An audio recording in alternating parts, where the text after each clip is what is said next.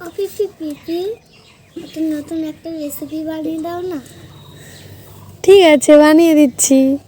তো আমি চলেও এসেছি ম্যাগি বানাতে। তারপর আমি কড়াইয়ে একটু জল দিয়ে নিয়েছি। জলটা যখন হালকা হালকা একটু গরম হয়েছে তখন আমি দিয়ে নিয়েছি ম্যাগিটা। আমি একটা প্যাকেটই ম্যাগি নিয়েছি, যেহেতু ও একা খাবে।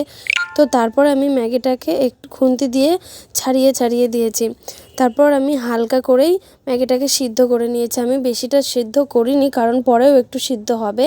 তো তারপরে অল্প পরিমাণে সিদ্ধ করে নিয়ে আমি একটা বাটিতে ম্যাগিটাকে নামিয়ে রেখেছি। তারপরে আমি রেডি করে নিয়েছি পেঁয়াজ কুচি, লঙ্কা কুচি, লবণ, একটু হলুদ আর ম্যাগি মশলা। তারপর আমি কড়াই দিয়ে নিয়েছিলাম একটু তেল। আমি বেশি তেল এখানে ব্যবহার করিনি। তারপর তেলটাকে একটু নাড়াচাড়া করে দিয়ে আমি তেলে দিয়ে নিয়েছি পেঁয়াজ কুচি, লঙ্কা কুচি।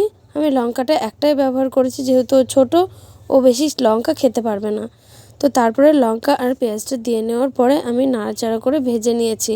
আমি পেঁয়াজ আর লঙ্কাটা বেশি ভাজিনি, হালকা যখন ব্রাউন কালার চলে এসেছিলো তখন আমি ওর মধ্যে দিয়ে নিয়েছিলাম একটা ডিম। তারপর ডিমটাকে দিয়ে নেওয়ার পরে আমি খুন্তি দিয়ে নাড়াচাড়া করে ডিমটা পেঁয়াজের সাথে লঙ্কার সাথে সুন্দর করে ভুজিয়া করে নিয়েছিলাম।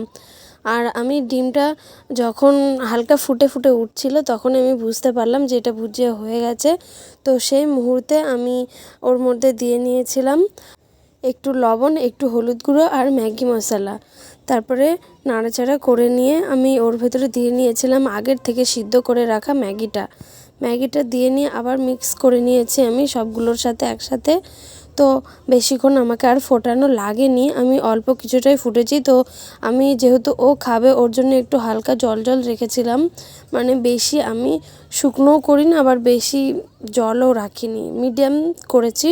তো ফাইনালি আমি রেডি করে ফেলেছিলাম ম্যাগিটা। তো ওর কমেন্টটা দেখো যে ওর কেমন লেগেছে।